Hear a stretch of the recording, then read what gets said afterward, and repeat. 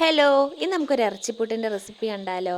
അപ്പോൾ ഇത് കുറേ കാലമായി ഉണ്ടാക്കണം എന്ന് കരുതിയിട്ട്, അപ്പോൾ ഇപ്പോഴാണ് സമയവും സാധനവും ഒത്തു വന്നത് കേട്ടോ.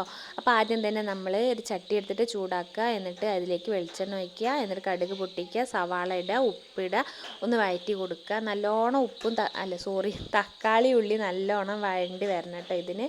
എന്നിട്ട് പച്ചമുളക് അരിഞ്ഞതും ഇഞ്ചി വെളുത്തുള്ളി ചതച്ചതും കൂടി ഇടുക. ചിക്കൻ ഞാൻ വെറും വെള്ളത്തിൽ ഉപ്പിട്ട് വേവിച്ചതാണ്.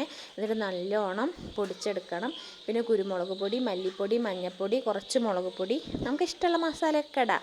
കാരണം നമ്മളൊരു ചിക്കൻ കറി ഉണ്ടാക്കുമ്പോൾ എന്തൊക്കെ ഇടും അതൊക്കെ ഇടാം കേട്ടോ.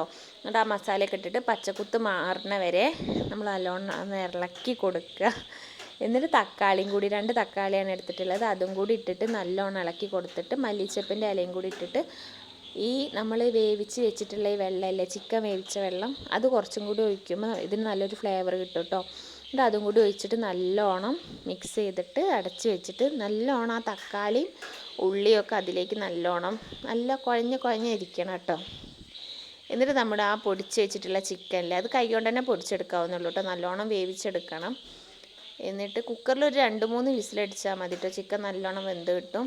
അപ്പോൾ നമ്മളെ മസാല റെഡിയായി. വേണമെങ്കിൽ നമുക്ക് ആ ചിക്കൻ വേവിച്ച വെള്ളം ഇനിയും ലൂസാക്കണമെങ്കിൽ ആക്കാം കേട്ടോ. പിന്നെ സാധാ നമ്മുടെ പുട്ട് ഞാൻ കുറച്ച് മുന്നേ തന്നെ പുട്ടുപൊടി കുഴച്ച് വെച്ചിട്ടുണ്ടായിരുന്നു. ഒരു 1/4 മണിക്കൂർ ഈ മസാല ഉണ്ടാക്കുന്നതിൻ്റെ മുന്നേ തന്നെ കുഴച്ച് വെച്ചിട്ടുണ്ടായിരുന്നു. എന്നിട്ട് ഞാൻ പിന്നെ ആ കുക്കറിലുള്ള ബാക്കി വെള്ളം കൂടി ഇത്തിരിയും കൂടി ഇതിലേക്ക് ഒഴിച്ചിട്ട് ആ പുട്ടിനും കുറച്ച് കിടന്നോട്ടെ എന്ന് കരുതി ഒഴിച്ചൊന്നും കൂടി പുട്ടൊന്ന് നനച്ച് കൊടുത്തിട്ടുണ്ട്. എന്നിട്ട് പിന്നെ സാധാ നമ്മൾ പുട്ട് ചൂടുന്നതിൻ്റെ താഴത്ത് തേങ്ങ ഇടുന്നതിൻ്റെ പകരം ചിക്കൻ അത് ഇടുക, മസാല ഇടുക, പിന്നെ പുട്ടിടുക, ചിക്കൻ ഇടുക, മസാല ഇടുക. അങ്ങനെ ഒരു 3 ഇതായിട്ടിട്ടുണ്ട് കേട്ടോ. ഞാൻ പിന്നെ കുറച്ച് തേങ്ങ ഇട്ടിട്ടുണ്ട് കേട്ടോ. തേങ്ങ ഒന്ന് കടിക്കാൻ കിട്ടിക്കോട്ടെ എന്ന് വിചാരിച്ചിട്ട്. എന്തായാലും ഇവിടെ റെഡി ആയിട്ടുണ്ട്. നല്ല സോഫ്റ്റ് പുട്ടാണ് കേട്ടോ. ഞാൻ തൊട്ട് കാണിക്കണൊക്കെ ഉണ്ട്. നിങ്ങൾ എന്തായാലും ഒന്ന് ട്രൈ ചെയ്ത് നോക്കുന്നുണ്ട്. ഒരു വെറൈറ്റിയാണ്, എന്തായാലും ഇഷ്ടപ്പെടും.